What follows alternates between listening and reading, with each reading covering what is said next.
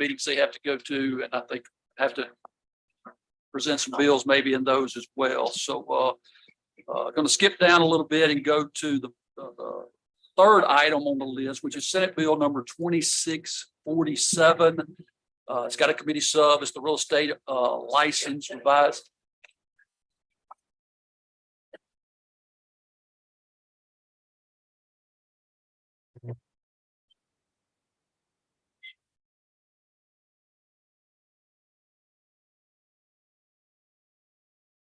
Good to go. Good to go. All right. All right. We'll call up Senate Bill number 2647. Senator Sparks, you're called to present the bill. Thank you, Mr. Chairman. I believe we are on the committee sub. I believe you That's said right. for 2647. This bill deals with the property disclosure form in a real estate transaction. And you will see several underlined sections, but it basically repeats itself in different statutes. It is addressing liability as it relates to the real estate agent, the licensed real estate agent. This is a form that the property owner generally fills out, and that the real estate agent is not to, obviously put pen to paper or change anything on it. And oftentimes there are circumstances where you'll have a question that says, if yes, please explain. If no, you move on to the next question. Well, if they leave the box blank on it, if no, the licensed agent can't put not applicable or NA or something on the form. So they certainly can go back to the individual seller and say, could you fill this out? But ultimately, this is a document that has a burden that is upon the seller of the property as far as their knowledge. That knowledge often is certainly not in the knowledge of the licensed real estate agent. But there are times that this is becoming an issue as it relates to allegations against the commission. If at some point down the road, the buyer is unhappy with something, that they will bring this up as an issue and say, well, there was a problem on the property disclosure form. Most of these properties, as many of you know, if there's a transaction with real estate agents involved and a bank involved, you're going to have a home inspection anyway. And when they go to the home inspection, that's going to kind of become the place of focus. This does not take away liability for fraud or for misinformation. It only addresses the licensee as it relates to being found in violation of a rule or reg by the real estate commission. One of the things that also happens is if the buyer becomes upset, they file not only against the selling agent, but they will file something against the buying agent, who of course had no control over what the seller's property form looked like. But that is what the bill is intended to do. It is intended to be very clear that there shouldn't be any rules promulgated or administrative interpretations that would hold the licensed realtor responsible for a violation when someone has failed to properly complete or to fill out every box of the property disclosure form. Of course, again, they continue to have every cause of action. They can file suit as they're very much allowed to do. They could name that real estate agent if they wanted to. This is dealing more so with the real estate commission with a finding in that. Also, the form, they're not asking to do away with the form. They're not asking to change the form. The real estate commission will still be in charge of the nature of that form. That's a brief explanation of the bill. Mr. Chairman, I would yield any questions. All right. Anybody got any questions? Senator Suber? Do a lot of realtors fill out these forms? No, as I understand, the Oh, they're realtors not are supposed to fill out the not supposed to fill out these forms, that the seller is supposed to fill out the property disclosure form. I know of a lot of realtors that do fill them out because, they want to get the property on the market sooner. If they fill them out and have wrong information, would this keep them from having any kind of liability? I think if they fill out the form, they've already committed a separate violation. All right. Thanks. Any other questions? Senator Blackwell? Thank you, Mr. Chairman. Who's requested this bill? Well, the bill, Senator Boyd and I sponsored this bill along with Senator Michelle Williams in England, I believe. It is something that has come from the licensee community, that there have been findings where someone has a letter And of course, sometimes I equate it to the practice of law, which maybe I shouldn't, but there's a complaint that goes out, and even if there is a letter that quote goes in your file, it's a ding against you and potentially hurts that licensee in another state. And we certainly don't want that over something as indescript as a seller not filling out every box on the form. But it would be from the licensee side. So hearing that, I take it, an agent somewhere approached Senator Boyd and said, we'd like this removed, or is this the Coast group that heard from last session? I don't know about a Coast group, and I don't want to speak for Senator Boyd because I don't know who approached her, but I would say it comes toward me from licensed real estate agents. What do most other states do? Do they have this provision? Because I understand we put this in a number of years ago. So what about the other states? Do they have this sort of provision? I do not know what the complete standard is for the states that surround us. I'm quite certain that property disclosure forms are probably common, but now I'm making an assumption there, Senator.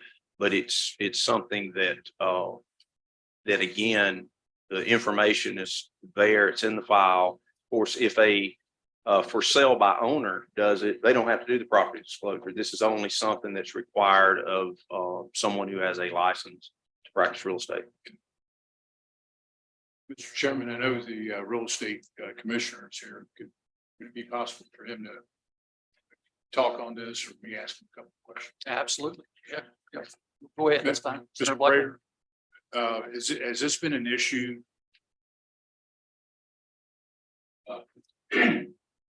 No, sir, it has not. As far as answer the father, there are 49 legislation property disclosure statements. The majority of them actually modeled their legislation after Iowa. 93. It became the model legislation for the association. 45 of the states right now. You know, the big thing about the legislation, and I haven't seen it, so I have looked at the 773 on the outside. It takes away the regulatory authority of the real estate commission. Everybody knows we have no authority of buyers and sellers, but we do have regulatory authority. Looks like licensees who withhold personal knowledge about the largest purchase that an individual probably makes in their entire. So the other thing removes the fact that a licensee does not have to tell their own client about the personal knowledge that they have about the health, safety, marketability, or market value of the property they're about to purchase. It will the real estate commission even regulate or sanction individuals that are known to have either made a fraudulent or a purpose of the condition of the property. And if it's represented, condition of the property is the number one reason for members of the public to make complaints to the Mississippi Real Estate Commission, to the 49 states, the 4 United States territory, and every real estate commission in the country of Canada. I think that it's a situation where it's ill-conceived as far as real estate commission. Taking away the regulatory authority of the commission, we're trying to get the Attorney General's office to just remove it from the statute rather than have a regulation which is unenforceable by the real estate commission. Just as soon as it be taken out of the statute and no longer be a burden on anybody.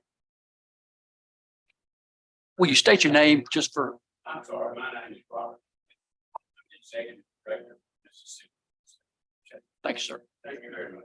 And Mr. Prater, isn't it true that some realtors who've been in the business for a number of years would likely sell the same house and therefore have knowledge about the history of the house? Absolutely, and that's the main reason that portion in there, that personal knowledge is there.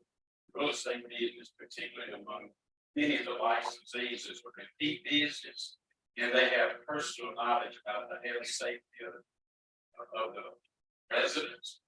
They also know more than the first time home buyer, more than people who are English challenged to purchase these properties. And there are lots of nuances about the purchase of I've seen family residents that the individual clients and customers allow the agent to tell them about and give them advice. And this is very protectionist to a single group of individuals who make up only 6,000 population states. Thank you, Mr. Chairman. I've got a motion to approve. Okay, all right. Any other questions, Senator Suber?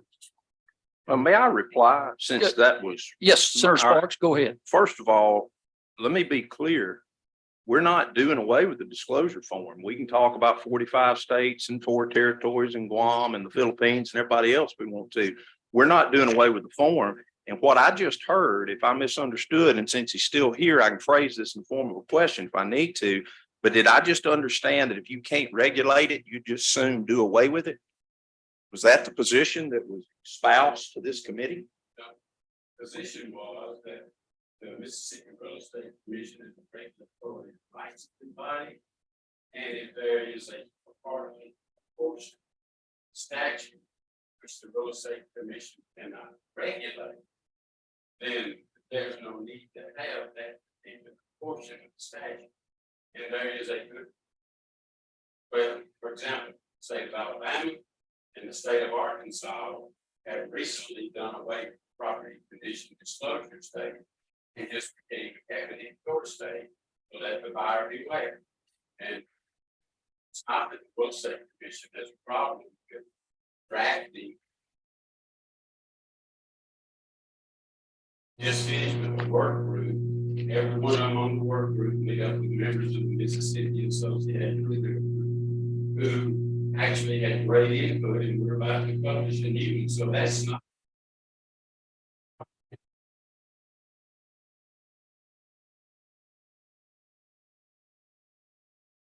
But in fact, we know, and they know, have violated their fiduciary obligations to their client.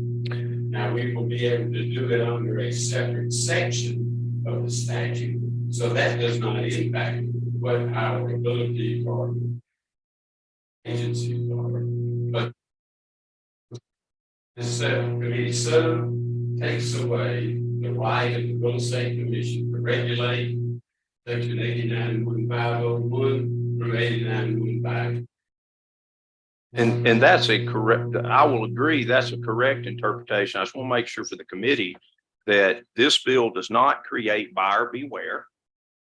This does not create what they have in Alabama, which does not have a property disclosure form. It doesn't ask for an amendment of the property disclosure form, but it does say that you're holding a licensee potentially on the buy side who had no control over the property disclosure statement to be liable for a regulatory violation with something that they cannot put pen to paper, that it is the responsibility of the seller. Also, again, as I stated earlier, you have home inspections, but you also have every cause of action that's available to you today. So, and I believe Director Prater just stated there are other areas, even within the regulatory scheme, that they can address a issue from a licensee who defrauds their client. And again, this bill does not say you can withhold personal information to defraud your client. That's an action amongst itself. So I just want to be very clear what the bill does. The bill intends to not take away the property disclosure form, property condition disclosure form. It simply says that the Real Estate Commission cannot have findings against people who do not have control over the document for which they're finding. Thank you, Mr. Chairman. Mr. Chairman, I certainly disagree. In the legislation that we we have in the past since 1993. That if a real estate licensee has personal knowledge about the property, they are required to give it to their clients. This bill specifically takes out that. Thank you, sir. Senator Super. So do you know how many listing or selling agents have been actually held liable for filling out that property disclosure incorrectly? I do not, but as I understand it, it's 3 or 4 within the last year. Because my issue is, we're talking about something they have no control over. If they're the only ones who be filling this out, you're limiting the liability, then there shouldn't be liability anyway. So I just don't understand why it's needed. It's not limiting liability. Once again, It's removing all liability. it's removing liability as it relates to the property disclosure form being filled out properly as to MREC's regulation. If you mislead or commit fraud, there's still many causes of action that can be pursued against you. So that's why I just want to clarify that this is, But not against the realtor. they didn't fill out the form inaccurately. That's the problem. You could fill out the form and not disclose something. And if I don't know it, I shouldn't be held liable. If you can prove that I did know it, you've got a cause of action. And then this wouldn't change anything. I don't believe it would if you knowingly withheld information. And then again, that's why I just don't understand what's the purpose of this legislation. If this is something they're not filling out, they have no control over. Well, because they're getting dinged on the regulatory side for what you're just saying. They don't have any control over it. How are they getting dinged by the real estate commission? Yes, that's all this does. Well, and that's kind of goes back to my question. How many have actually been held liable through the commission? As I understand, 3 or 4 in the last year or so. I'm sorry, I don't have exact Is numbers. that something Mr. Prater could answer? I mean, I know you can't disclose a lot of information, but just kind of general. I can't tell you the exact number. I can tell you that in the last 3 years, there have been 148 lawsuits filed for misrepresenting the condition of the property, one single errors and evictions carrier. And the amount of income, the amount of reports with $100,000 limit has been from $112,000 down to $7. And all 148 of them did not come to the commission. We do not even care about who they were. Those are things that we don't have any control over. But the legislation, that's the liability side. You know, do what you want to do about the legislation as far as liability, because that's not going to change the ability of somebody to sue. But to regulate it, it is so. That's totally different. Reason we have kind of the real estate commission to help regulate some of these Yes, sir. situations. It is, and we do our best. You know, but we don't see the reason why it even has to be in there. We can furnish the form and let the sellers fill it out, give it to the buyers. And right now, the way the statute is written, there's no obligation from the standpoint of the real estate agent that represents the seller. There's no obligation to represent the buyer. The only thing that we ask them to do is look at the form to see if the form has been filled out. The buyer's agent should attempt to get a copy of the form, and if it's not available, they just notate it, and they are totally resolved. You know, that's the way it is in the state. Any other questions? Is there a motion? I believe Senator Blackwell. I'd like to.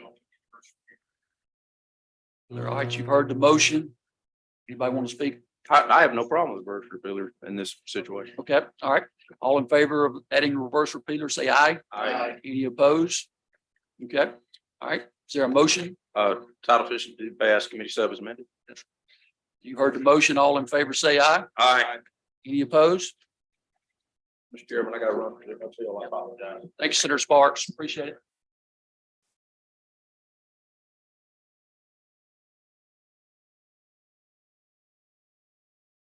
You do.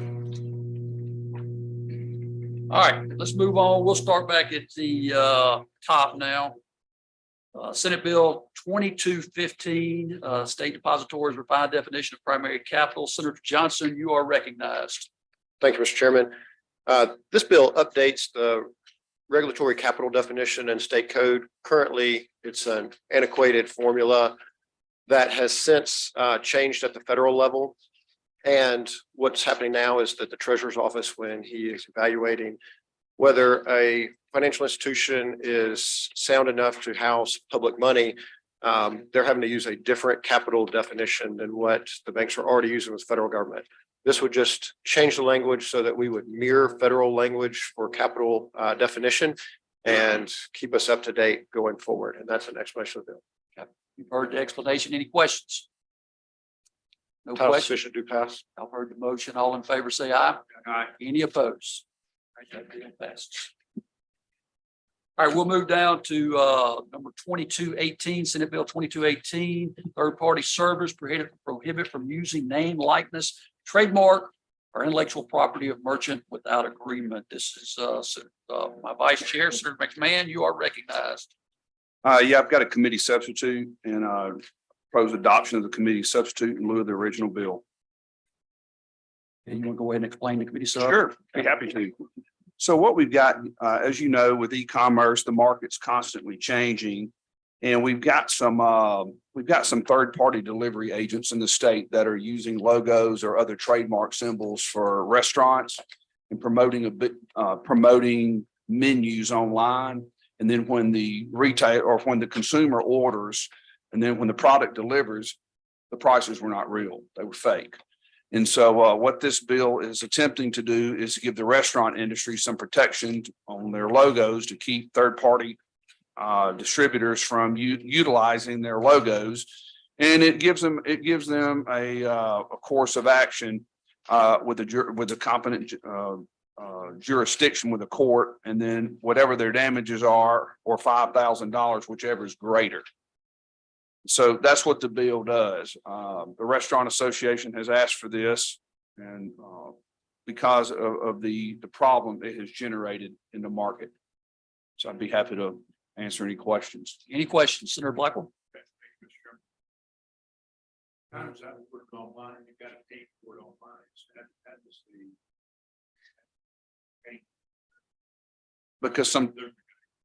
Because sometimes people they're not paying attention what the price is. And then when the receipt comes in at a later date, they realize they paid a higher price than what they ordered when they ordered online from the third party.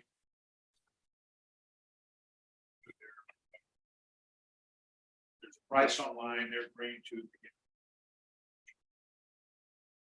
That goes through, but then when the receipt comes it's for a different amount. Yeah, that's my understanding. It would be like if you owned a restaurant, Senator Blackwell, and I had a third-party delivery system. And I took your logo and I place it on my website and say that we have an agreement, and I'm selling at those prices with your logo on my website. And there's no relief for these restaurant owners. There's no relief for them. That's what this bill is attempting to do, is give them a pathway to some relief. Okay. Any other questions? If not, motion. My motion is that we adopt the committee sub in lieu of the original bill. Y'all heard the motion. All in favor, say aye. Any opposed? All right, bill passes. We'll go to our last bill. That's Senate Bill 2648, Financial Institutions Earned Wages Access. This is also Senator Johnson. You are recognized. Thank you, Mr. Chairman. This bill updates our code for changes in technology. There's currently constantly changes with apps and technology.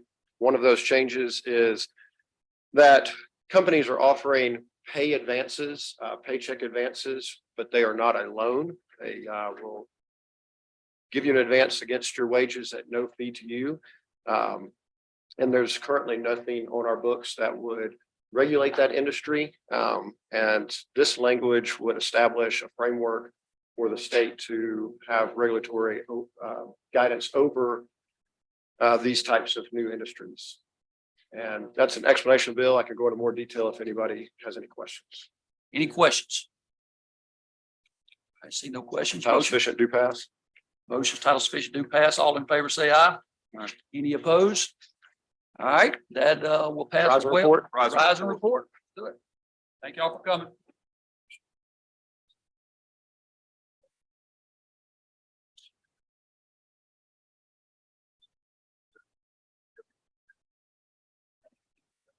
Perfect. Thank you. Thank you, ladies, as well.